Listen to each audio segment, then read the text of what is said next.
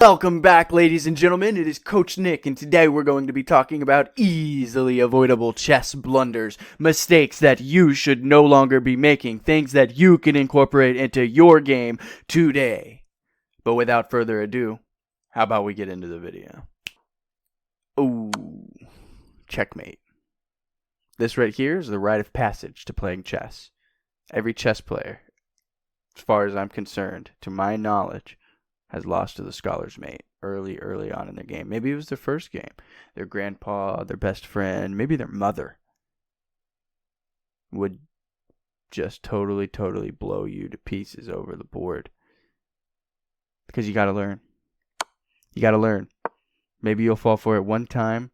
Maybe you'll fall for it 100 times. Maybe you'll fall for it 1,000 times. Come back in 1,000 years, as Techno used to say. Maybe they don't develop the knight there. Maybe something else happens, like we go here. I mean, now we're looking already pretty good. This is the Berlin defense, by the way, for those of you who don't know. You can start off with something like that, not to say you have to. But when we do this here, obviously developing the knight is going to be the worst possible move. Queen to e7, that way you can prepare the movement of the knight, lifting the knight. D3 is going to come out next, knight to f6. Okay, now we've all seen this example in a Gotham video at least 500,000 times, I would hope. Memorize it, memorize it, memorize it. If this happens, you have a discovered attack. Now you're forced to move the queen. Okay, white has to move the queen now, and they're going to lose the bishop no matter what. Literally no matter what. Queen to e3, best move in the engine, going to take. Okay, now in this position, black is just totally going to stomp away at the board. So what we've seen here in this position is two different blunders, right? We've seen black totally blunder their position away into checkmate, and we have seen white blunder themselves away, not into checkmate, but something pretty devastating nonetheless, right? So when you get the bishop taken like that, when you get a discovered attack, you know, you can move the knight to move some pieces around, force a little bit more out of your position. Of course, the engine doesn't like that quite as much because you've got this beautiful free piece right here. Why don't you just take it? And you should. Hopefully that makes a little bit of sense in terms of understanding the game, calculating kind of movement and development's sake. E4, E5, knight F3, knight C6, bishop C4, D6. When E4 is played as white, D6 will come out eventually as black. What does that look like? What does that do to the position? Always keep that in mind. Now we've got D3, bishop to G4, H3, asking the bishop a question. What are you doing here, little punk? The bishop's going to back up to H5. Now I bet all of you have played at least one game like this. And all of the beginners out there, this is probably how a lot of your games go. This is the Italian game. G4, still probably how a lot of your games go. Bishop is going to back up now to G6, H4, and you've trapped your bishop. This has almost guaranteedly happened to all of you, or will happen at least one time as a beginner. You've trapped your bishop. So you got to take, knight takes. 2 pawns for a bishop. Eval bar is convincing that white is going to win.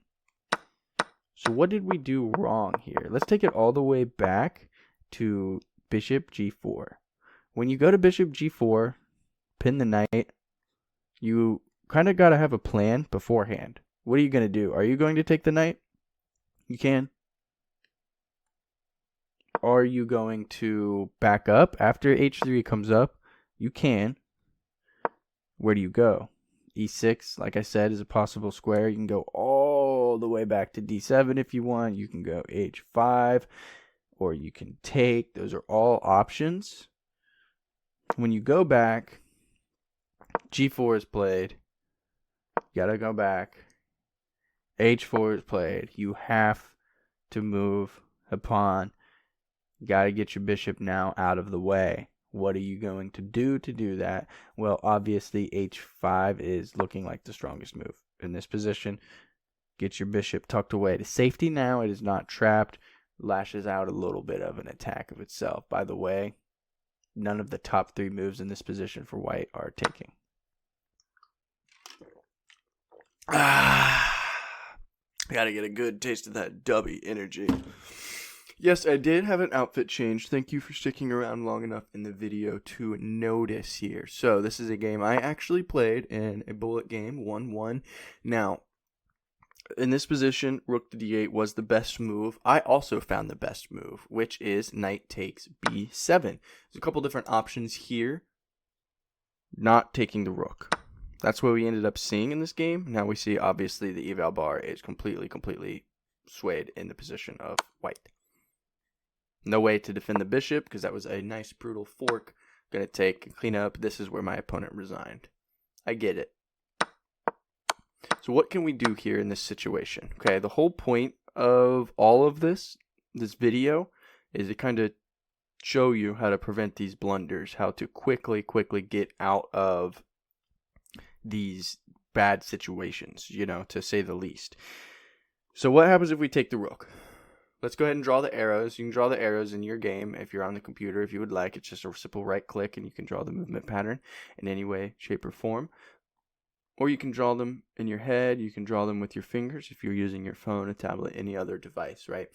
Definitely figure out how you can start doing that. That's an easy way to get into it immediately. So we take, and then now what does that mean? What is white's other pieces capable of doing? Okay, so we've got a pawn move here.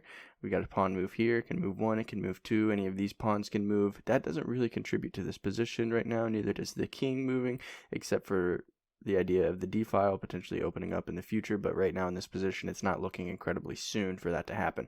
So if we take here, let's say the knight's scope. The knight has some pretty good vision right now. Okay. So if we take this rook, oh, I see. It's a fork. King f6 is what was played in my game, and then takes. So your opponent gets moves too. Any of the moves in this position would have been better, as rook to a8, rook to h8, rook to c8 is another one that works. You know, but that's kind of what we're kind of shooting for here in all of this, right? So what can we do to kind of prepare ourselves for the rigor of checking out these positions, of identifying where our mistakes are, where our blunders are? This is honestly even not a terrible move. It's the third top choice, but I did find knight takes b7. Hopefully that makes a little sense to you guys. Hopefully you enjoyed it. I'll see you little punks later.